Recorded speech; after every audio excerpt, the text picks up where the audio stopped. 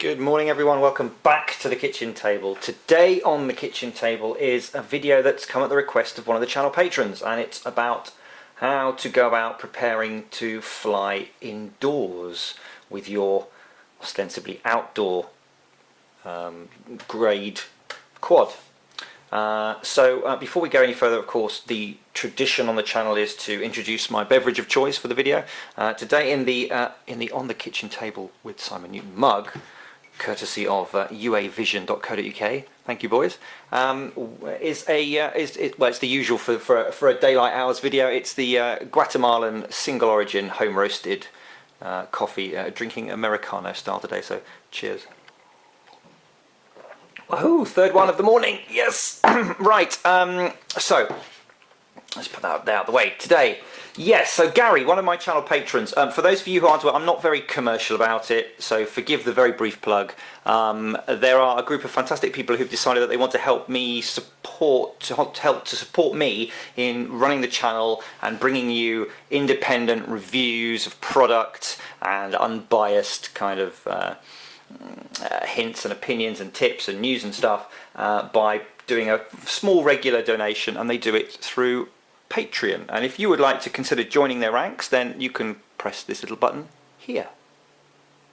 There we go. So via the Patreon system, Gary has asked that he wants to take his Vision Plus and fly it indoors to capture some video. Now, we're not talking indoors as in your house, because frankly, unless you've got a mansion, that's probably not a good idea. He was talking about potentially flying inside large spaces like stadium, cathedral, conference centre, sports complex, that sort of thing.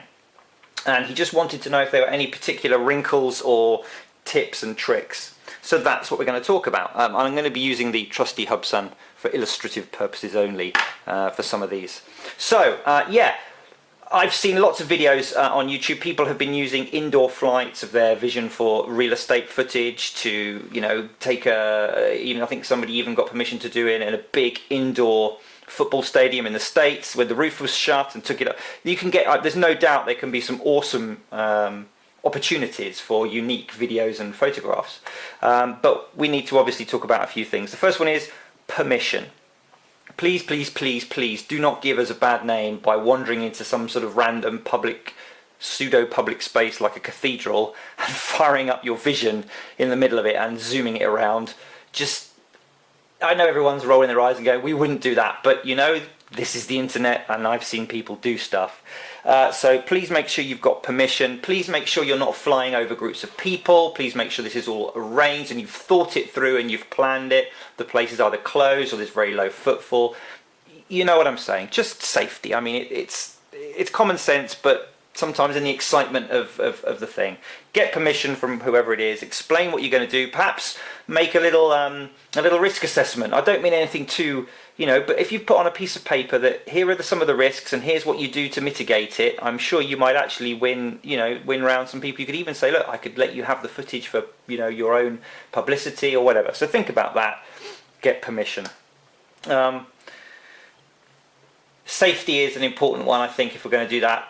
Now, obviously, you're indoors, so the FAA, the CAA, whoever is your regulator, has got nothing to do with it, but that still doesn't absolve you from being safe. And I would suggest, this is one of the rare occasions where I personally would suggest prop guards would be useful. And if you saw the review video that I did recently for the quick release fire bolts, if you didn't, it's down there. So these quick release fire bolts would be a really good, or something similar would be a good thing to put on. They're the ones from SaveMyPhantom.com to put on and just to use. Two reasons for that. One, safety in terms of obviously people and rotor blades, but as I said, hopefully you aren't flying around with lots of people. But also safety in terms of damaging other people's property. If you get too close to that, you know, 300-year-old statue or those lovely drapes or the chandelier or whatever it is, then these could save you an embarrassing bill. So that might be a time to dig out the prop guards, and like I said, quick release system could come in very useful. The other thing that from a safety point of view, and this is I think the key part of what I was being asked by Gary, is what happens if I don't want my fail-safe mode to kick in accidentally. And this is a brilliant point. How does the fail-safe system, the return to home, operate if you're indoors, you can't get a satellite lock? Well, the simple answer is it shouldn't.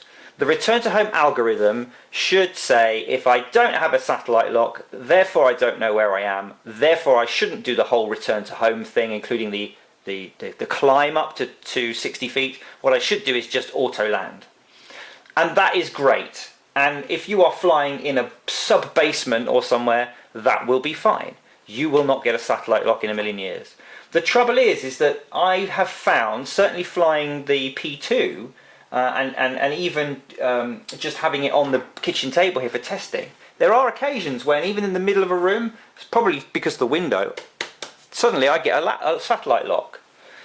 And in that scenario, if you were flying around, and especially some of these large commercial, sorry, not commercial, but the big public buildings like stadia and sports complexes, the roof can actually, the ceiling plate can actually be quite thin, and I've heard of people getting satellite reception inside places like that. You don't want that to happen, because if the aircraft gets a lock and it thinks it knows where it is, and there's a sudden loss of control signal, it will try and put itself 60 feet up in the air, which could be a bit disastrous. Then it will try and work out where its home position was and try and get there, and we just don't want that to happen. So there's a couple of things you can do before flying indoors to make that not happen.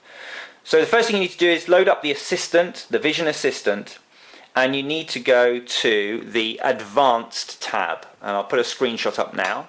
As you can see, if you go into the first sub-tab in red, the FS or failsafe settings, you've got two, and it says enhanced failsafe methods. There is landing and go home and landing, and we all know that go home and landing is the default.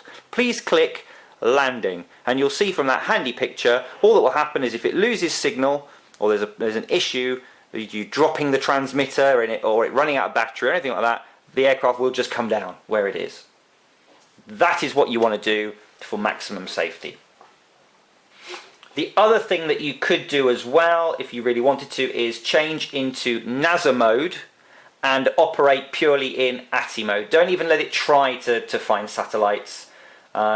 You can flip the S1 switch into that middle position for ATI mode from the get-go and just not let it worry about it. For those of you who haven't made the switch into NASA mode, or you're not sure about how to do that, I did a video about it not so long ago, and I'll put a link to that over here. Okay, cool. So the only other thing to take into consideration is how is the aircraft going to behave in that sort of more of an enclosed space. Well, on the positive side of things, even if you're in ATI mode, there's going to be very little wind, I would hope, if you're indoors. Excuse me. And so you're actually going to get a very smooth and stable flight. Now, if you've got a 3-axis gimbal, who cares? If you haven't, if you've got an original Vision, or you've got a P2 with a 2-axis gimbal, then you're going to get some very smooth footage indeed. On the flip side of that, though, depending on how big a space you're talking about, you're going to be in a bit of a closed system for air movements. So you need to be a little bit careful. Two things you really need to watch out. One of them is ceilings. If you get close to the ceiling, what's going to happen, and you may have, for those of you who've flown little micro quads and you've whizzed them up to the upper part of your room, you may have discovered this before. Because obviously these rotors are effectively sucking air from above them and pushing it down.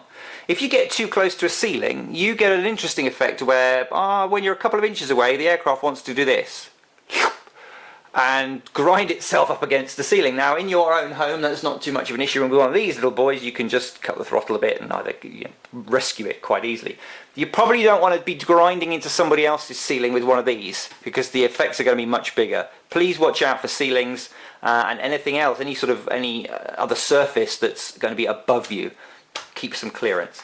The other thing you've got to watch out is the effect of rotor wash as you approach objects and walls.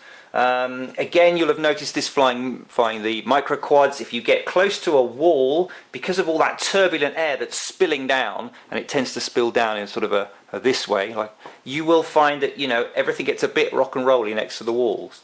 It's going to be enhanced with one of these and the big props. Similarly, if you're going next to objects, pillars or things like that, you can get all sorts of bits and pieces. So just be wary of those.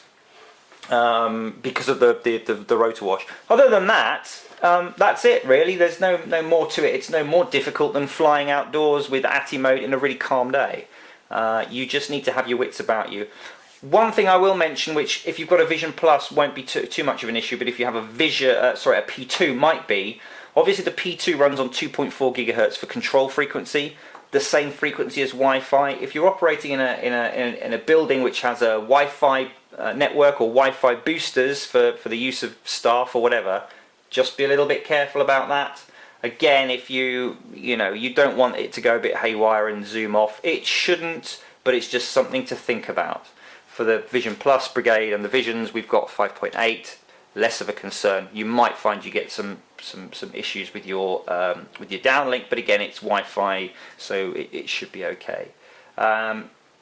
Other than that, I think that's it. If anybody else has got any other video requests, then obviously just contact me through the channel. If you're a channel patron, you know you've got a bit of a hotline in there anyway. But yeah, thank you very much for watching. I hope you found it useful, and I'll see you again soon back on the kitchen table. Cheers.